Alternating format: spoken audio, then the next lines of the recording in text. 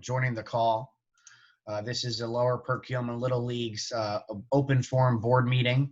There will be an opportunity and a chat group that I'll have Dave just address real quick for questions that come up when we get into the open part of the meeting. So there will be an opportunity for people to put any question they might have in the chat group, and then Dave will read out those questions and we'll answer them. For the board members, you're all currently muted, so when it's your turn to talk, just don't forget you're going to need to unmute yourself first before you get that opportunity. So, Matt, do you want me to start, or do you want to go over the agenda first? No, I mean the agenda's posted there. Sure. Jason mentioned the chat. We'll try to monitor that and answer questions as best we can in the chat. There will be a forum at the end for public questions and comments. And I think we alluded to it earlier. We are recording this, so we'll share on social and on our website sometime this week. And I guess the last thing before I turn it over to you, Jay, we had about 35 to 40 non-board members who were interested in joining this call. So, on behalf of the whole league, we really, appreciate everybody's interest in the league and being a part of this process. So I'll turn it over to Jason to get started. All right, great. Yeah, we have a lot of people. We have 48 people on the call. So for those of you who don't know, my name's Jason Saylor. I have a son at Lower Perkiomen Little League who is in his 12U year. We'll be playing on the Minnesota Twins. I'm one of the Lower Perkiomen board members. And what I want to do is go over the process that has happened briefly from March 12th until now. As you know, Lower Perkiomen Little League started our 2020 season. Teams were practicing, and on or about March 12th through 15th, we shut the league down due to COVID-19 in conjunction with working with Montgomery County.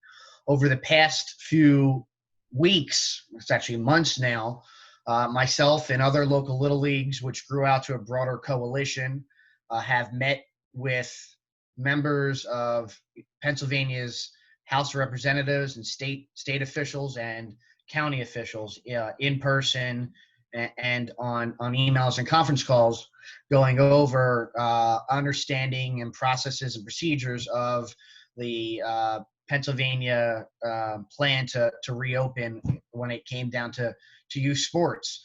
To save all the elongated aspects, on Saturday afternoon, we received permission to play baseball or to practice baseball and softball in yellow. So what I'm going to do is, Matt, if you can bring up that document, I want to underscore two things. First, all of our practices will be held at Palmer Park and French Park. Those are the parks that we're going to control during this yellow phase. What happens in the green phase, I'm not going to address tonight. Because I don't have that information just yet. I know I'm very well educated on what's going to happen in yellow, and I have some thought processes on green, and we'll talk about that as we get closer. So we want to welcome our coaches, our players, our volunteers, our umpires to our return to play. We are putting forth guidelines to ensure the health and well-being of our players, volunteers, and families. I want to thank Mike Glover, who is president of Central Perkiomen. I want to thank a lot of people from District 27 for Little League who have helped work together with Sports Engine, with Bucks County, Monco, and SCPA Coalition, and also other organizations in the area that help put these guidelines together. First and foremost, anyone who wants to have access to our fields, whether you're a coach, whether you're a player, whether you're a volunteer, whether you're an umpire, will need to have a waiver signed. No team may practice without a waiver, okay? Matt, can you scroll down? So again, we are playing at Palmer Park and French Park. We're going to go over what teams are going to be practicing where, and we don't want anyone to feel uncomfortable or forced. This is like all in for committing to make this happen. And if you're uncomfortable, you shouldn't feel that there's any pressure for you to participate, to coach, to umpire, or to play. We want everyone to feel very secure and safe in what we're doing. You can continue to scroll down, my friend. First, for our practices, all coaches are going to conduct a meeting with parents and players to review the play-by-play guidelines. We need to establish and begin to implement healthy measures. One of the things that the group, a coalition, that we're first concerned about is rust. For our kids that are 9, 10, and 11, we're really, really concerned with their elbows and shoulders. We're concerned about people getting what's called Little League elbow. So we're going to be really pushing in NL West and American and majors, extra emphasis on long toss, extra emphasis on stretching of the shoulder and elbow. We want to really avoid Little League elbow. We want to avoid anyone getting any tendencies that might get themselves injured. Our first practice should really be focused on conditioning, stretching, and putting guidelines together. It's a long hiatus, and the most important thing we need to work on is our conditioning. We're going to be playing in an abnormally hot season. Normally we're April, May, and June. So we're going to need to have hydration and multiple water station breaks that'll be really important to have. Dave, do you want to get to that person? Oh, never mind. So we're going to be asking everyone to do a wellness check before they arrive at any of our fields. If your temperature is at or below 99.9, stay at home. If you have any symptomatic issues that you might not feel like you're comfortable to go out, stay at home. We're going to be asking all of our coaches to log every single practice and submit that log to the secretary. So you have a practice, 7 kids showed up, 10 kids showed up. That goes into a log, and that gets sent over to our secretary after each practice. All of our facilities and fields will have in the field bins a disinfectant that'll be used at field 1, 2, 3, 4, and 5 and French. This is to be used on balls and equipment. We're also working on getting hand sanitizer. So here's how it works. Before a player enters the field of play, hand sanitizer. When they leave the field of play, hand sanitizer. You're going to have a pump spray bottle that you'll have on the field with you for practice. When that ball becomes a dead ball, it gets sprayed down and put into another bucket. So you're using balls that are already prepared, cleaning balls that are dead, and then going back and forth. Instead of giving coaches balls to take home with them, we're going to have all the balls at the facility. In the field bins, you'll have balls that you could use for practice. You'll have buckets to put these balls, and all you have to do is spray the balls down. It's going to be a pump spray mechanism. Jay, I'll work with you in trying to figure out how we can get a water source over at French. Otherwise, you'll just need to have a coach come fill up. It's 2 scoops of the disinfectant with a gallon of water, and that should last you a very long time. So we'll work on a water source. We can have people run over and prepare that before the games start, and that'll happen for French field will be for T-ball, French field will be for softball, and for junior and senior baseball and intermediate baseball while we're in this practicing phase to really spread everything out. During your practices, we want to make sure we're having a lot of hydration and sanitation. Dugouts are for no more than 3 players during the practicing phase. Have players put their helmets, their bats, etc., put them on the ground. Don't go in the dugout and put them in the dugout. There is no chewing gum by coaches, no seeds, no anything like that in the dugout or on the field of play at all. We're going to have multiple buckets on each field. It's going to be really hard, especially for me. I'm a personal contact guy. I'm a big hugger and a high five guy. No high fives, no team huddles, none of that. You want to give a glove-to-glove slap, that's perfectly fine. I want to be really clear. And actually, we'll get to that when we get a little bit lower. For the disinfectant for a catcher's mask, that has to be doused on front and back, right? And we'll talk about that when it comes to a game as well. The catcher's gear, their legs, their chest protector, that's sprayed down as well. But during the practice phase, we're not sharing any equipment. We really shouldn't be catching right now either until we get more clarity. But what we want to do is if you're going to have a catcher, right? Let's say, Dave, whoever has Luke Lewells on his team, if he's catching for that practice, that's your catcher for the practice. We're not practicing with multiple catchers that day. And a ball gets caught, put down, it's dead, cleaned up, and then put back in play. All right. So once we get into the green phase, there will be an understanding of some gear, but for right now, we're not going to be sharing anyone's personal gear. And the other big thing is that's bats too. I know kids love to share bats. Oh, Liam got a great bat. Let me try that. Your bat is your bat right now, and stick to that during practice. Scroll down. So Bill Rathgabel, we'll get to this more when we get into the ODs, but normally we don't have OD officers during practices. We will have OD officers right now to start the league up. The first and third base lines of all of our fields are off limits to any parents. Okay. You drop your kid off. If you want to watch the game, you're going to watch the game from the outfield area, not hanging down to the fence. You're going to be 6 to 10 feet back. Okay. That's going to be really important. Bathrooms currently are not opened at Palmer Park until the county turns green. And the porta potties for French Field and for Field 2 allocation will not go either until we're green. So go to the bathroom before you come to practice. Post-activity monitoring, the coach log will be sent for every player and coach who attends practice. The logs have to be sent to the secretary. I hate to be like a rules guy, but if a team forgets to send that, we're just going to cancel your practice for your next practice until we have the log. It's super, super important. If we get into a situation where someone is reported that they have been tested positive for COVID, we have these logs to give to the county, and we'll then take protocols from there. Face coverings, really important. Any coach can wear his or her face mask on the field of play. It's not mandated unless we're making near proximity to a player or a volunteer. Okay. And that's really important. Near proximity is, if I'm getting real close to a kid to tell him something, I want to whisper something in his ear, I'm going to have my face mask on. If a kid tells me, Coach, can you set my hands properly? I'm going to have a face mask on. I'm going to then go sanitize before I do that, right? We'll make sure the knuckles are lined up, or working on that foot, or we're teaching them how to throw. That's when the face covering is going to come on. Listen, it's going to be hot and steamy, so the coaches have to take precautions with the face masks in terms of their health, and so are the kids. Currently, the CDC does not take an official stance on children wearing face masks, so that's not going to be mandated by us. When we transition to games into the green phase, which I believe to be somewhere around the 29th of June to July 5th.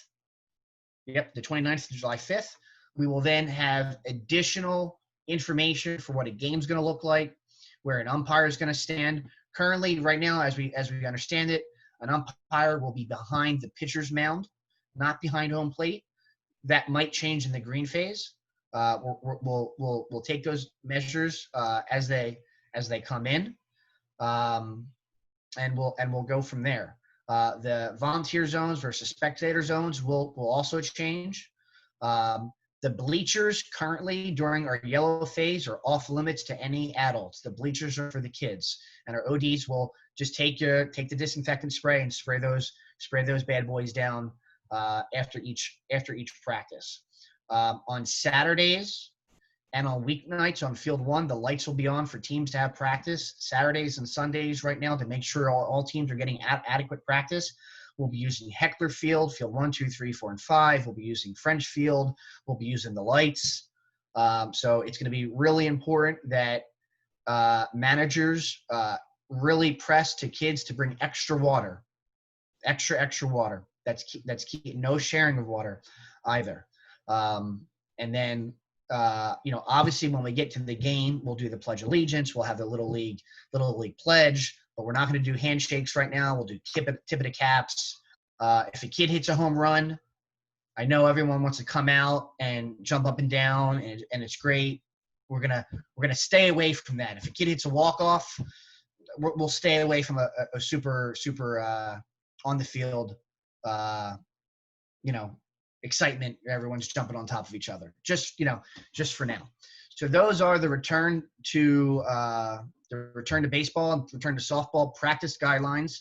I will be attending the Skipback Township board meeting on Wednesday to review the guidelines with the township, which they already have, as well as other guidelines that we've put forth. You'll see some markers on the fields. When you get there, there'll be a lot of yard signs that give some instructions that are there. I know the question is, when is Lower Perk going to resume practice, the official time? And I'm going to say it's going to be when the field's ready. It could be the 10th.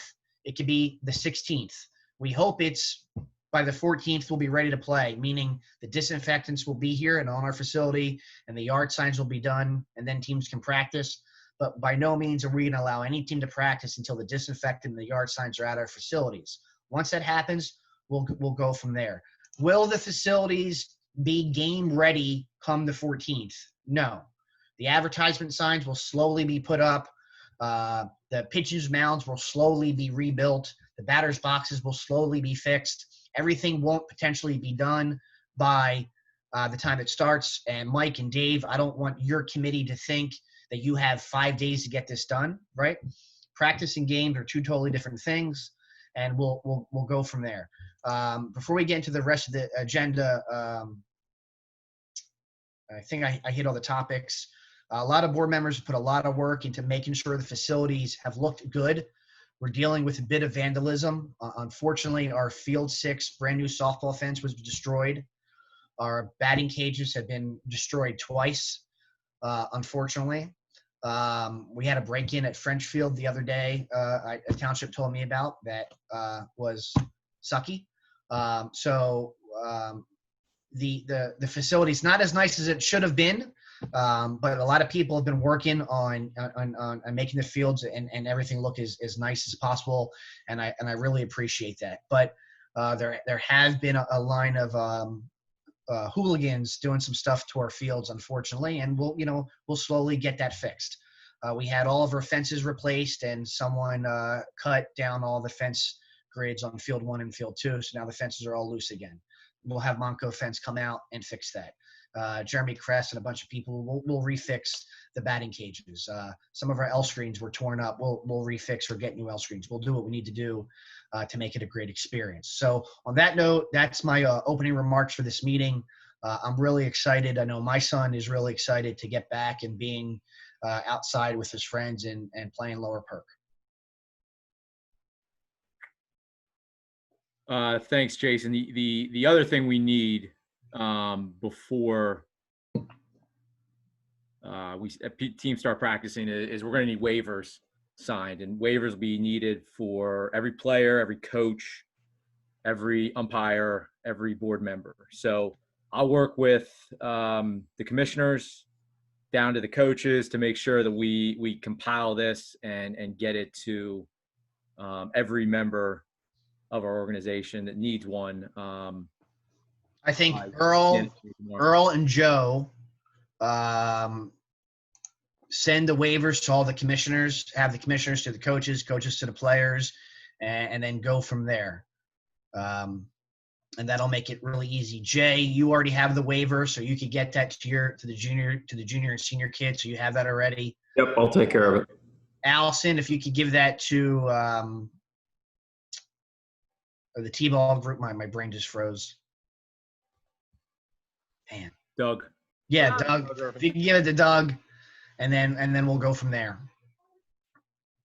And then we'll get all that back, and then once we get everyone back from every team, we'll start coordinating practice.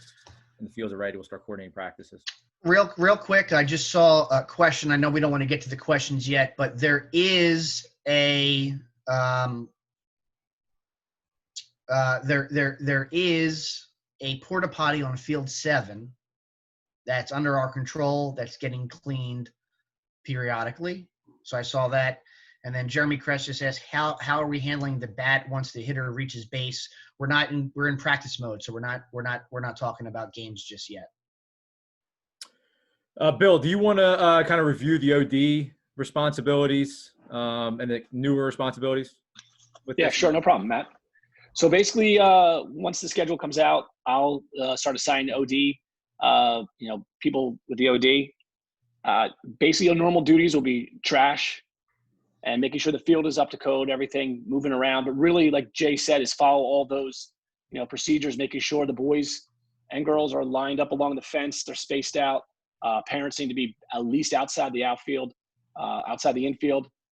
And then again, it's going to be at the end, something new is going to be spraying down all the benches, like Jason was saying, the bleachers, the baselines, everything will need to be sprayed down with the pump spray to disinfect. So it's going to be a big responsibility, a little more than just kind of cruising around that Rick's used to. So You're going to have to do that where you're going to have to be really on top of it and just kind of be managing, what's going on, making sure kids aren't getting too close to other kids and parents and things like that. So, again, the no bathrooms is going to be a little tricky.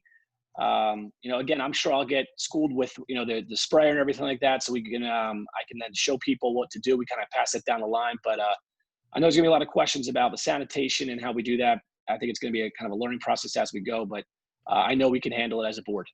So once I get the schedule, probably from Sean, once all the waivers are in, then I can start formulating an OD schedule and get that out to everyone. And real quick, Bill, it'll be because practices will be at French. We'll need to have someone at French Field as well. Okay. And that could just be someone. That could just be someone rotating between Palmer and driving over to French as well. Okay. Yeah. And Jay, just for clarification, Jay, if no coach can be a coaching and then also an OD. Correct. Okay. Not during the practice phase. No.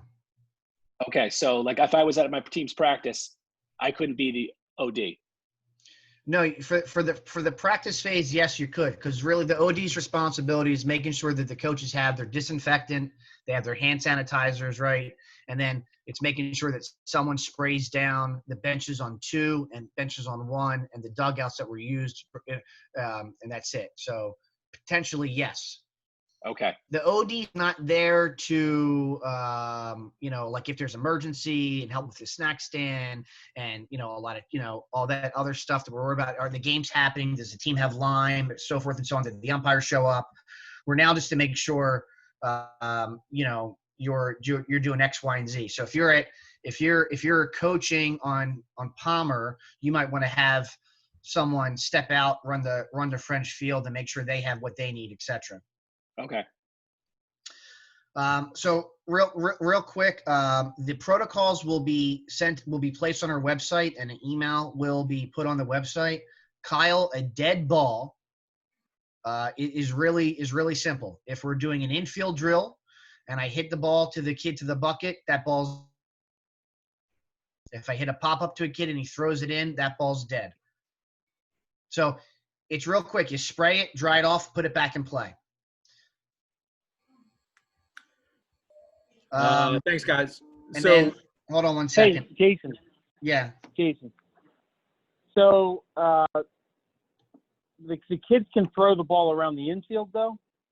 Once the ball comes – well, are you asking me? So can I hit a ground ball to third base and have him throw to first base and then the ball's dead? Correct.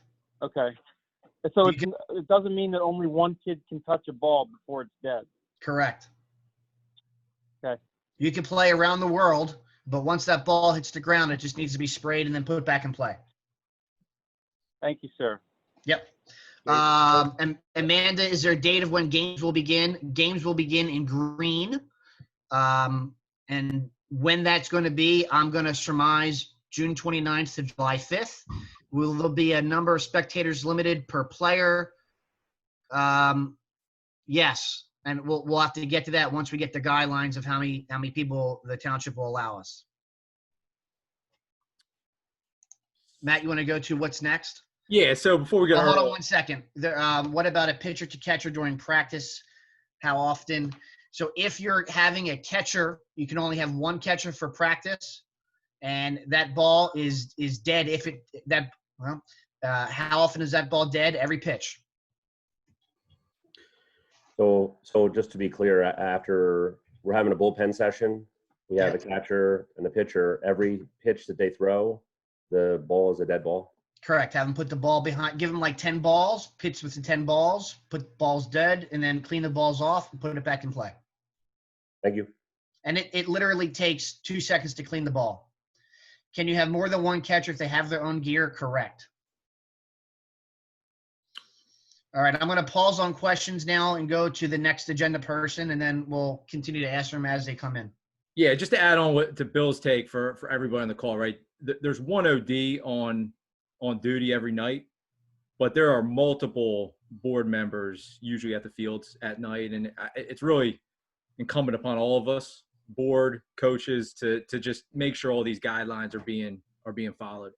Correct. And now with having French Field in play every day, we'll need to have people going over there.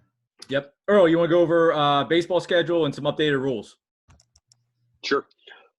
So basically, like I said, right now we're in the yellow phase. So once we get everything we need to get the fields ready, the disinfectant, everything that we need, practices will begin.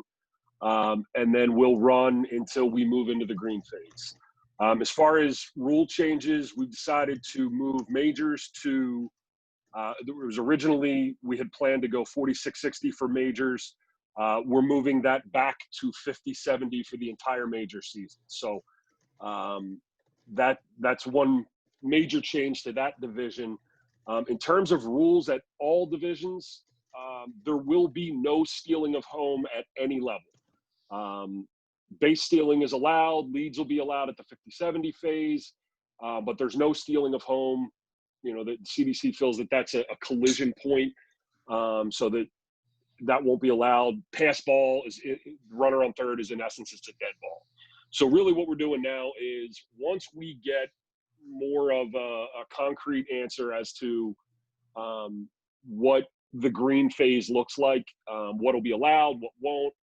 When we move into games, we will create an addendum that'll be posted to the website. It'll just be an addendum to the supplemental rules that are also posted on the website. So for now, like I said, we're really just waiting to get the go ahead with everything that we need to start practicing.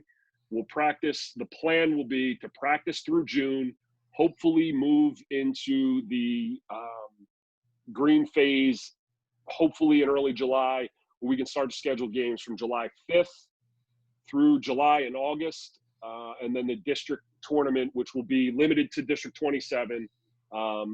Many people know the Little League World Series was canceled and some of those things, so it won't advance past District 27. And when we get, you know, I know Rick and Joe will talk about travel and how that's impacted. But in essence, we'll run our what would have been our spring regular season. Instead of going April, May, June, it'll basically run July, August, September, which will encompass basically the rec playoffs, and then the district tournament. Again, still waiting to see what the timing looks like. The district tournaments may move to single elimination. They may be condensed. There's some movement with that. Right now, we're just trying to figure out who's in, who's not, and adjust rosters accordingly. Like Jason mentioned, we don't want anybody to feel forced that they have to play or this or that. We want people to be comfortable coming back to play baseball and softball. And when we do, we want to create the best experience we can for everyone. So the most important thing now is for us to figure out how many players we have, adjust rosters accordingly, and then go from there. Once we get into the green phase, we can start games up. And did you mention what days they'll be playing? Sorry. So good point. I didn't look at my notes. So the plan will be to play Monday through Sunday. The idea will be games will be scheduled every day of the week. And that'll be to create some flexibility around other sports and other activities. What we're planning to do if we move to green in early July, which we're anticipating, as Jason mentioned, in that June 29th to July 5th window, the younger levels, so figure T-ball, AAA, Perkettes, would all continue to play Monday through Sunday, in essence. The older levels, we would keep Sunday open, which would allow for the flexibility to have some of the travel teams set up scrimmages if that's available. So that's sort of the plan, is to kind of keep Sunday open for majors, American League, NL West, NL East, and allow those teams to coordinate some sort of travel schedule. Once we figure out what we're able to do when we go green and what we're allowed to do once we get there, that will create, you know, the flexibility of what fields we'll be able to use. As Jason mentioned, particularly in the practice phase, we don't have access to school fields, Hopwood, a lot of those other fields. So everything is going to be condensed into the field availability at Palmer Park and then what we have at French. So, you know, again, and Heckler Field as well. And when we're in the practice phase and keeping social distancing and all those different things, your practice may not look like a regular practice. It may not be on a field. You're just using open space, keeping the kids spaced, going through the protocol of disinfecting balls and all that kind of stuff. So, but we're anticipating trying to get as many games for these kids as possible, because the way the schedule will roll out, particularly for the younger levels, it'll overlap with what would have been fall ball. And fall ball numbers, particularly at the younger levels, increased over the last couple of years. We want to maintain that experience, keep kids engaged in playing baseball and softball. So that's the plan as it stands right now. Again, assuming that we go green in early July and we can run as planned. So real quick, thank you, Earl. So someone asked, will there be a fall ball? The answer to that question is, in its normal sense, no, because fall ball is usually end of August, September, and it ends the first week of October. We're playing now till the middle of September, so there won't be a fall ball. But we will be conducting with Eric and Dan Fragnito, Eric Moore and Dan, we will be conducting the continuum of the what we instituted this year, which was a player, we called it player development. We will be continuing our player development for our kids that don't have the opportunity to play on our district teams throughout the fall. And if indoor facilities reopen, we would then continue that as well. And we're going to be putting in, especially as we get into September, right after Labor Day, we're going to be putting in Little League mandated sandlot tournaments, wiffle ball tournaments to really keep the kids that aren't at the district level really involved in coming to the facility for when our district teams are at the facility and the township allows us. We have the largest crowds in the district. We had another question that said, when we move to green, are all the sanitation guidelines still in place, and will it be baseball, softball as usual? The answer to that question is, I do not work for the government, so I cannot answer that, but I would say all the guidelines will still be in place. We will still be sanitizing, and I assume that baseball, except for the pass ball running to home and the collision, everything will be the same. And as somebody just asked, what happens if a child player tests positive for COVID? Same question. We're a parent. Again, we have a log that's being created. If a child tests positive for COVID, we will alert the other individuals who've been around that person. And if a parent or family member tests positive and we're notified, we'll notify the township and the CDC and the health officials that we've been working with and work from them. Let me before we move on, none of everything that's going on has anything to do with Lower Perk. So these aren't our rules. These aren't our regulations. I have been in constant contact with Montgomery County health officials, and we follow their guidelines. And when and if there's a situation, we have a log. We report that log to Skippack Township. Skippack Township reports that log to Montgomery Township, and we go from there. Regarding the dead ball rule and changing sanitizing the baseball, how kids have a catch during practice to warm up, are we eliminating this? That's not considered a dead ball. So I'm going to move on from that question. Oddly enough, having a catch is not a dead ball. If it touches the ground, the ball becomes dead. So that answers that question. Tim and Joe, anything on the softball side as far as updated rules? Oh, hold on 1 second. But Dan, as you and I have a catch, right? That ball can't go to somebody else. It's dead once we're done having a catch. If the ball hits the ground, we need to put in a new ball to continue to have a catch with. So, Jason, just to clarify, because the catcher and pitcher, you had said every pitch was a dead ball. That is correct. That is the rule. I mean, how's that different from having a warm-up catch? I don't work for the state, so I can't tell you. Okay. I don't know. It's the yellow phase. I don't know how it's different. I just know what we're going to mandate. That's all. Tim and Joe, anything on the softball rules or updates that you wanted to share? I don't have anything on the rules. I mean, sliding, we're not allowed to slide. Would be a rule change. Steel home, would be a rule change for us. But I think what we need to focus on with softball is getting in touch with these coaches and finding out who is playing. You know, we've gotten a lot of feedback from minors. At least 3 teams have gotten back to us with, almost all of their girls willing to play. most of the girls on my team are willing to play. I haven't heard from some of the other majors teams yet. But I think softball, we need to focus on finding out who still is in and get these teams figured out. This is what we need to do in softball. Yeah, we're going to touch on that in a Yeah. couple items about teams and players. Let me real quick. District 27, which is a district that our league plays in. First, just surrounded by great other league operators. If any league doesn't have the ability, whether it's baseball or softball, to have their own in-house league, we're going to be putting on a district league.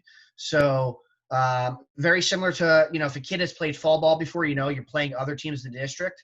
So if Joe, we don't have enough teams for major softball, they'll play in the majors softball district league. Right. And that is open for every division age 9+.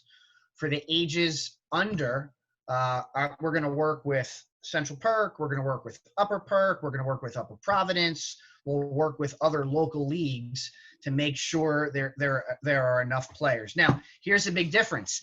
If one of our divisions plays for the district, it plays for the district rules. So if Jeff Bennett says it's 5 runs an inning, but we do 6 runs an inning, it's 5 runs an inning, right? So so that's the only caveat. When we open up our division to the district, we play on their rules. 2 questions that we ask: can we get some insight into the waivers as far as the coach's liability? There's a waiver that every coach, every volunteer, every umpire, every player has to sign. And then you can look over the waiver, Steve, and if you have concerns on the waiver thereafter, I will absolutely talk to you about that. Somebody asked for older kids. I understand we move it to the district season, but at the younger ages, since we're not doing fall, would we get it? So fall ball historically at Lower Perk is not that well attended, although last year's fall ball was very well attended. And for the younger kids, like I mentioned before, we'll work with the player development team and make sure that those kids have a really great experience.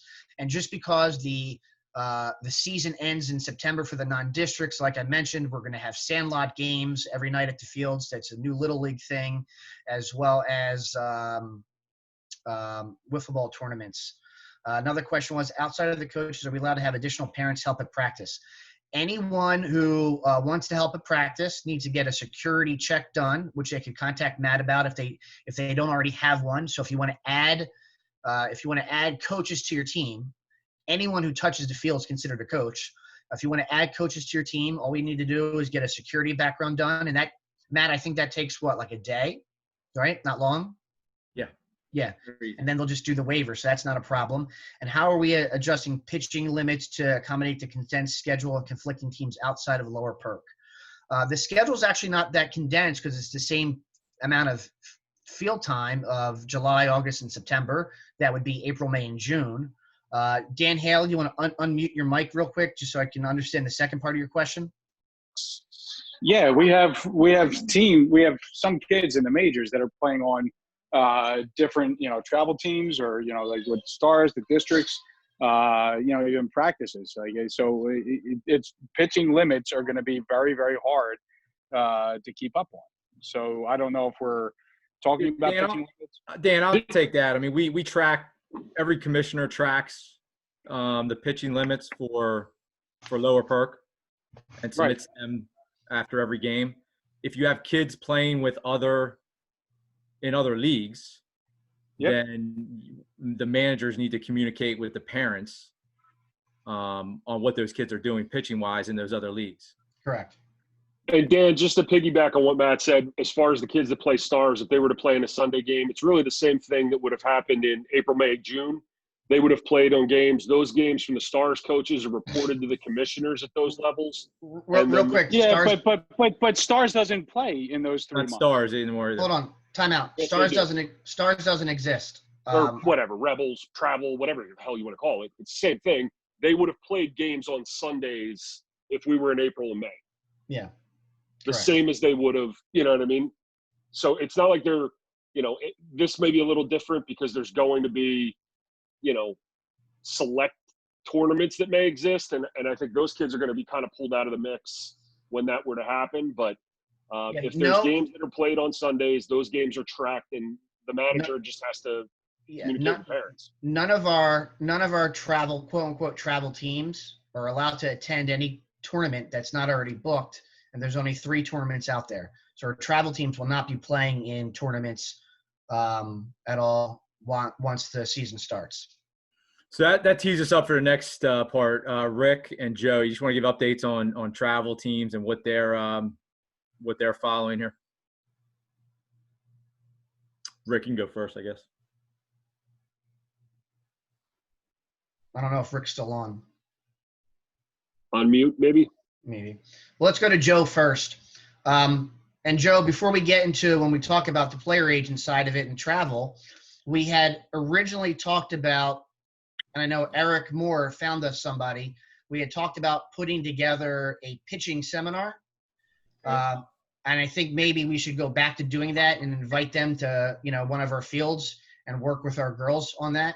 But Joe, do you want to, and I'll ping Rick to see if he's still on the call. I'm on.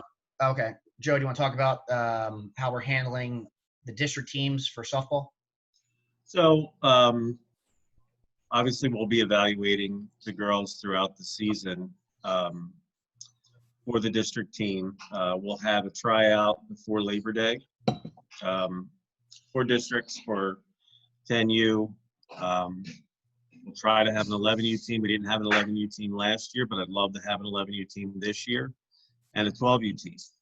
So, the girls obviously for the 12U team will be older, but we're allowed to have those 12U girls play this year in the districts.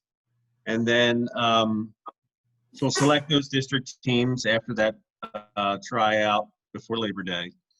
But I do have to check with USSSA for the actual travel stuff, because the age determination for travel for the girls is different for the boys. Yeah. So let's just say we have this tryout before Labor Day.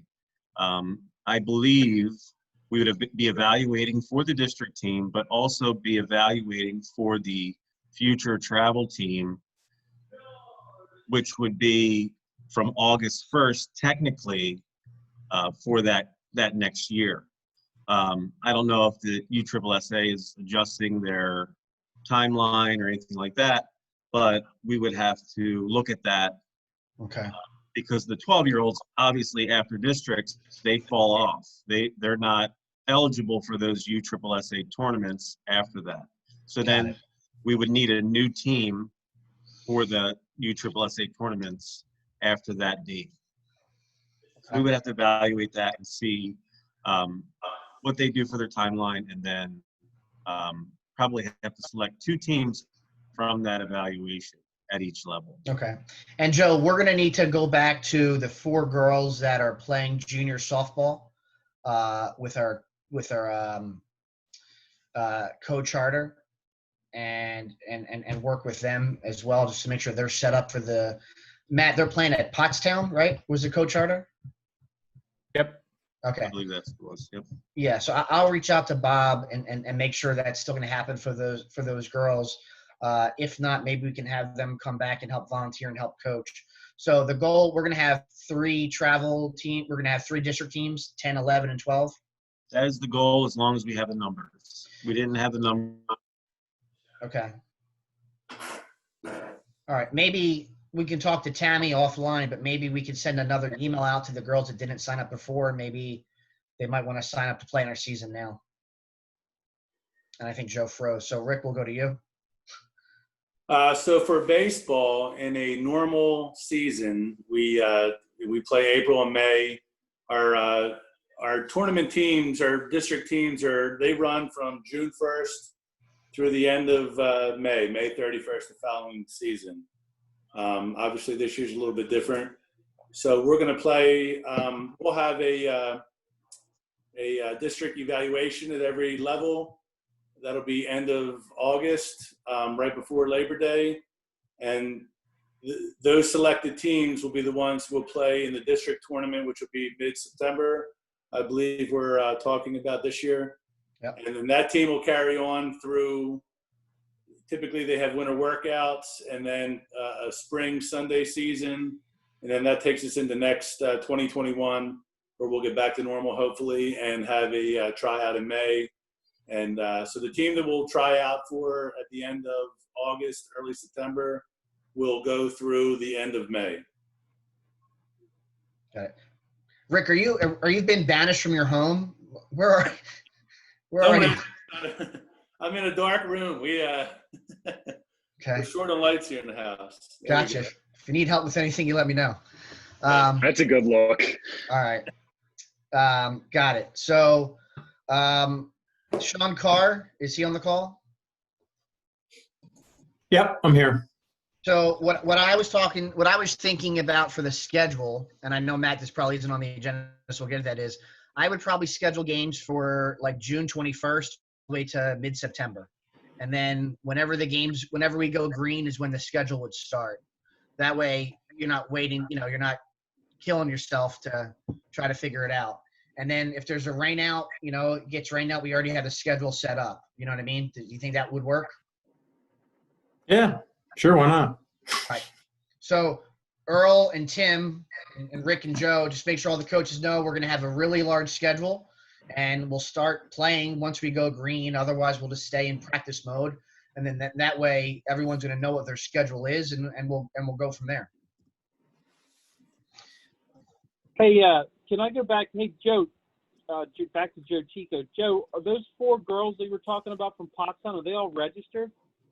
There are 4 girls from Lower Perk who are co-chartered to play junior softball at Pottstown. Okay. We don't have a junior Gotcha. softball team. All right, so we're not missing anybody. We don't have anybody that's not registered, right? Correct. They registered through us, but it redirected them to Pottstown. Gotcha. All right, thank you. Yeah. All right, Matt, what's next on the agenda? Did you want to touch on, Jason or Sean, about practices? I mean, we don't have the PV fields, so all practices will have to be at Palmer, and we'll have to. Yeah, everything's Heckler, field 1, 2, 3, 4, 5, and French field. Right. Heckler field, we're going to have to kick people off because people go, they put their dogs out there, so forth and so on. But it's a large field, it's open space, and we'll do the best we can with it. I'm going to have to move some divisions around from their normal field just to get everybody, practice slots. Yeah. Somebody asked a question, if there are not enough Perquettes, what will happen? Joe, how old are the Perquettes again? 5 to 7. 5 to 7. Well, there will be enough because we'll condense the teams if we have to. So we're not worried about that aspect of it with the Perquettes. So it will be enough Perquettes to do what we need to do, even if it's a smaller group in size. Yeah, we should probably move into divisions and feedback and just a quick chat about that. I think there was one question I saw about, we do have probably a lot of maybes out there that are waiting for this information. So, the goal is to get all this information out to coaches, the waiver, this return to play doc out to coaches within the next 24 hours, but then we're going to need coaches to get that out to their teams.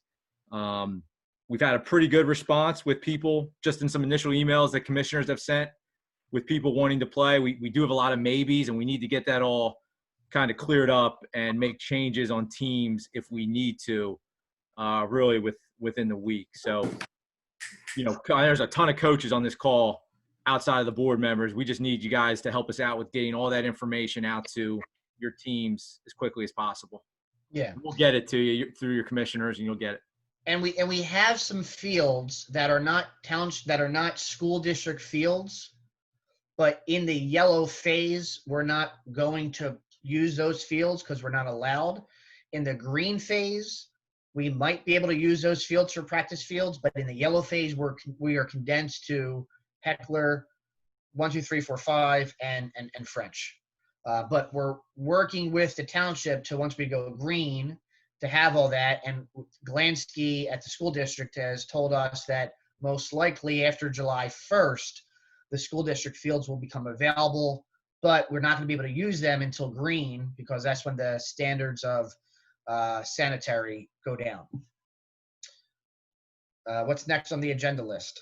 Well, anything else on that, Rick or Joe or Jason? I know you communicate with commissioners about feedback on teams. Anything else to add there? Yeah, we're gonna Rick and Joe are gonna finagle the teams as much as they have to, and then guys like Dan Fragnito and Kaufman in divisions that we might have an issue, we'll work with the district. You know, I think especially for the younger ages like AAA and Pony, we could really work with Little League's guidelines on Sandlot and have a lot of fun and knowledge base for those kids to get better. Okay.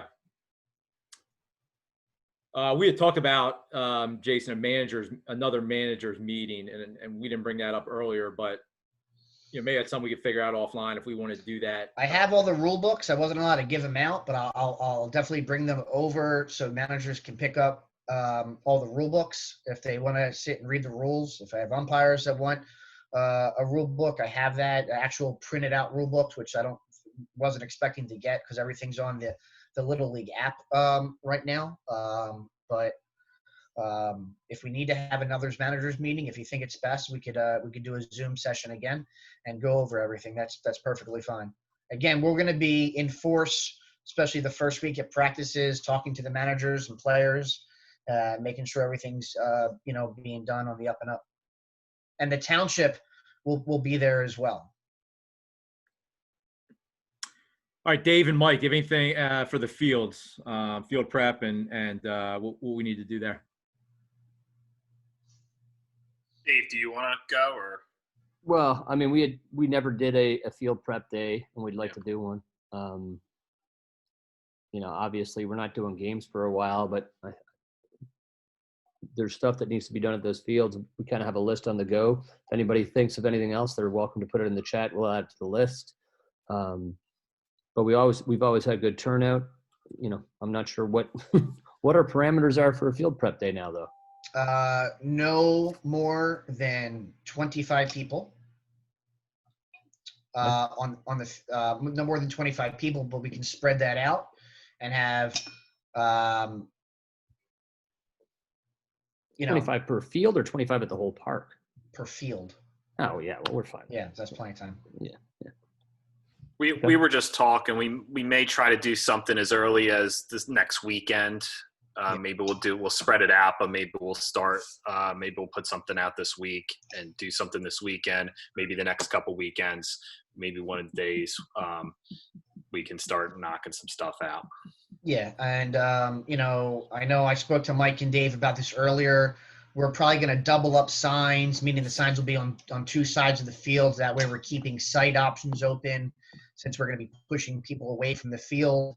And that. So, I mean, I overall, the fields are in good condition. I know field one, the batter's box needs bricks. All the mounds kind of need touching up in bricks. Yeah. Dan tried to weed whack, but he brought a very tiny weed whacker and it didn't go anywhere.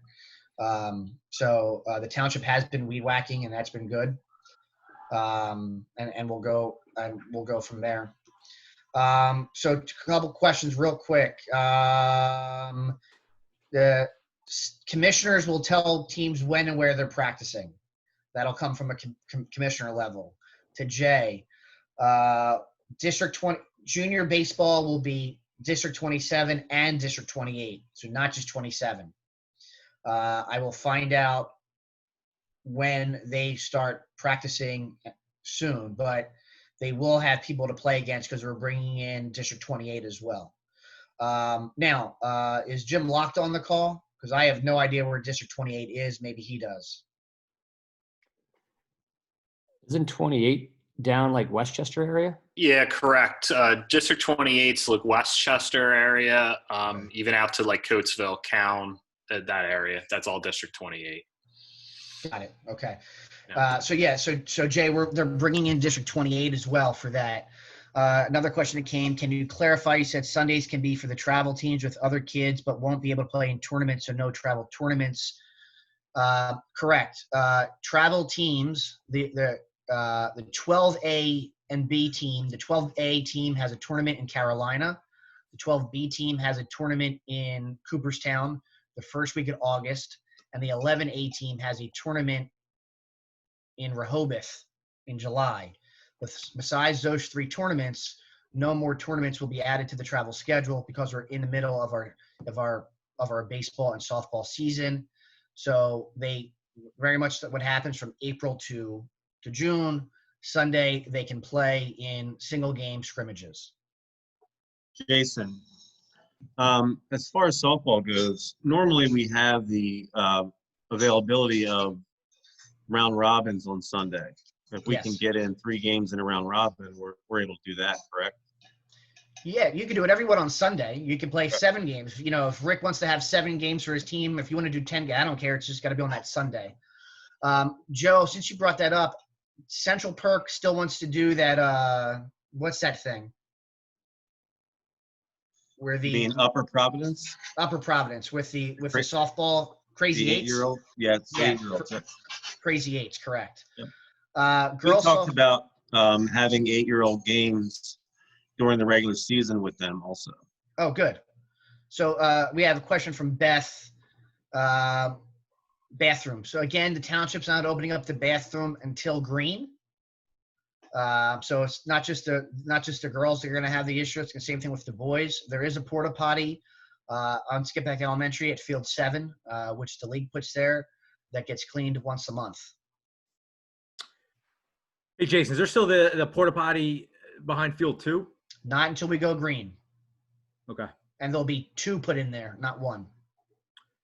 All right, so we've gotten to the part of questions and comments. So Dave, if you want to manage this, but if anybody on the line, board member, non-board member, wants to ask a question or make a comment, I think the best thing to do is probably just to identify your name and then and then Dave's going to unmute you and we can go from there. Sure. You can unmute yourself too. You have control to do that. Yep. And I believe we've caught everybody in the chat. Jay, you've been doing a good job, Matt, as well, catching all the questions in the chat as they came up. But if we missed you, please let us know. And if I've been trying to jot down names. And if we missed a chat question, you can always email the info@lpll.org, or every board member's email address is on the website. So real quick, we just got a question. Guidelines will be sent to coach. So refunds.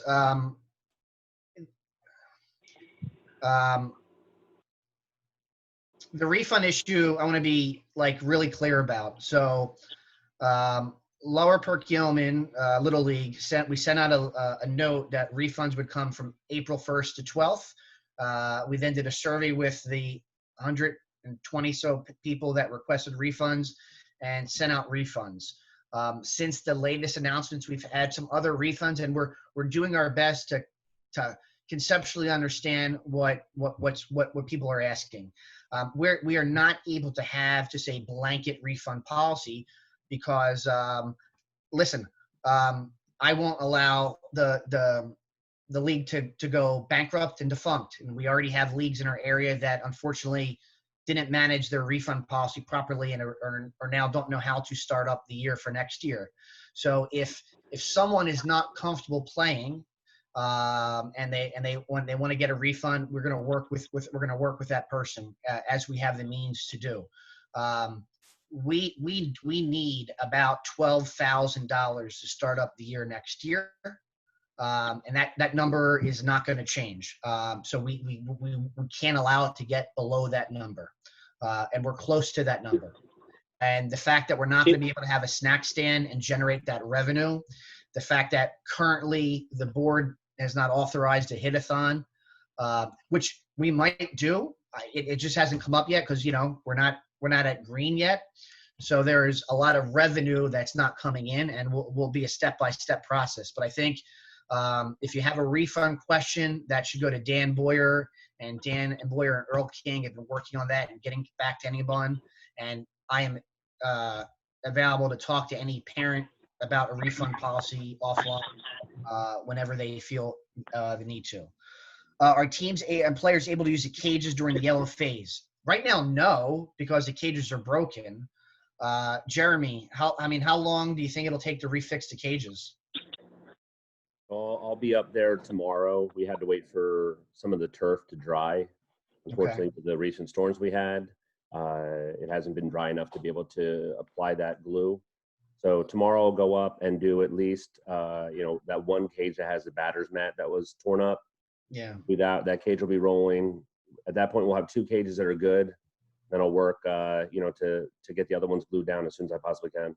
So hopefully by midweek next week, all 4 are ready to go. All right, let me know. I'll help. The cages are going to work. We're only going to be using 2 cages. So if someone's at the top left-hand quarter, then someone can be at the bottom right-hand corner. So as in yellow, we're only going to have 2 cages as it is. You know what I mean? Top left, bottom right, or top right, bottom left. Is there a way to put the waiver on? Jay, real quick, we had this conversation yesterday about coaches pitching the kids in the cages. Yes. In the yellow phase, coach gets the ball. The coach has to pick up the balls. The kids can't come in the cage. No Kobe. No Kobe shots. No MJ. No last shot. None of that. So just be sure if you're working out in the cages, the coach pitching has to gather up the balls in the bucket himself. Yeah. It's another one of those disinfectant kind of rules. So just wanted to make that clear when the cage conversation came up. Correct.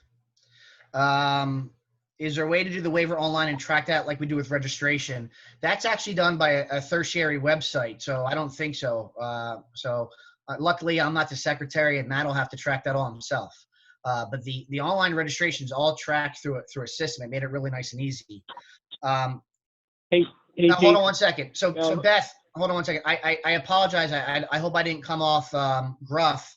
I don't want to disregard the girls' use of a bathroom versus the boys' use of the bathroom. Boys and girls, when they're 5, 6, and 7, there's no difference in their use of the bathroom. And so I apologize if I came off in a negative manner. I didn't mean to do that. But as I said, there's a porta potty on field 7 that is cleaned once a month. And the township is putting up their porta potties and unlocking their bathrooms in the green phase. I wish I had a better answer. I just don't control the answer.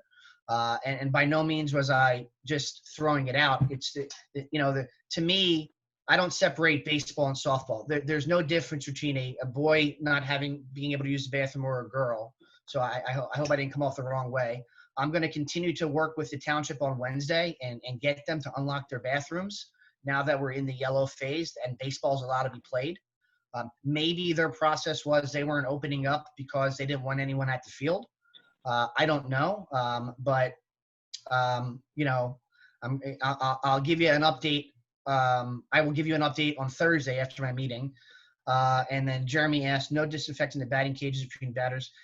Correct. You're retrieving the balls and they're hitting the balls. They're not touching the balls. So I would just ask all of our coaches not to hit any kid unless the ball. If it's a clean ball, you can plunk the kid. If it's not a clean ball, don't hit the kid. Jason, it's Kyle. Yes. Are we doing anything different with registry? Are we opening registration again in any way? Or are we just going to go with who's already registered and then compress teams if we have to do that? I just want to know, like, from the info mailbox when we're getting questions about, hey, I want to sign my kid up now. Well, that person who asked the questions already signed up. She's saying in general. Yeah, I know. Hey, Allison, can you connect with the uniform company and just see if we got more people to sign up? What the what the process would be? Like, could we get more uniforms made and how quickly it would be? Yeah. And okay. Again, if we might have shirts if some kids drop off, like we would have shirts that we could use. No, if they drop off, they get the shirt. Yeah, their uniform's theirs. They paid for it, whether they play or not. Okay. Can we consider having a parent clearance approved volunteer system? Steve, that's a really good question. It dives into 2 symmetrical issues. Anyone on the field needs to have a security clearance. Security clearances are free. We pay for that. So if a team needs to have more parents to get clearance approved, we'll get those clearances made. I wish I could just say, yes, we'll have all the parents clean the balls, but unfortunately, we also have the security clearance aspect of it as well in the mix of COVID. But we'll if we need more people to get security clearance to be on the fields to help disinfect balls, we'll get that done as quickly as possible. I wish I had an easier answer than that, but I don't. So we were, Jason, from a security clearance perspective, we were pretty much 95% of the way there. I haven't been to that website. I'll go check. But we don't pay for those, like Jason said. So if we need to run through a few more parents through security clearance to help with some of these sanitation guidelines, it's a very easy, quick process. We would just need the parents or coaches' email address. Dave, the answer to your question, unfortunately, is no. It's a different website. I knew it was different. I just meant they may already have done similar clearances anyways. Yeah, but it goes to the little league system. I know. Yep. I'm cleared for the Department of Treasury, but I can't use that for little league. I still got to go through it. And any other questions or concerns? Jay, if we have extra parents that we need to get clearances through, who do we contact for that? Staff. Okay. Yeah, I just need their email address. Yeah. Thanks. Any other questions or by anybody? All right. Well, listen, I really appreciate everyone's time, and we have like over 50 participants in the meeting, so that's great outside of the board. If anyone has any questions and they want to talk offline, if they're concerned about something, by all means, give me an email. We could talk in person. We could talk on the phone. I'm very happy to accommodate anything that we need to do to make everyone feel really comfortable. To the board members, the next few weeks as we get into green is going to be really chaotic because we're back to being at the fields every day and watching things, and it's just going to be a lot of work. What I will say is what I've learned immensely over the past few months is from a standpoint that not many people really conceptually understand how the league starts. How does the dirt get there? How does the mound get fixed? How does the grass get cut? How's the fence operated? Where is the food coming from the snack stand? The board does so much work, and your time is extremely appreciated. We put on a really good effort for the league, and so we're really looking forward to a not abbreviated 2020 season, but hopefully Sean can do some work with the schedule. We'll be playing more games than we've normally play, and that's going to be a lot of fun, and maybe it won't rain and we won't have to worry about rainouts, and everything will look really, really good. And we're going to try to put a great experience for all of our players age 4 to age 16, and hope we have great numbers moving into our 21 season. So if unless there's any other questions that pop up. Perfect. All right, everyone, have a good night. Thanks a lot, Jason. Take care, Ciao, guys. guys. Jason. Thanks, guys. Hey, guys. Thank you.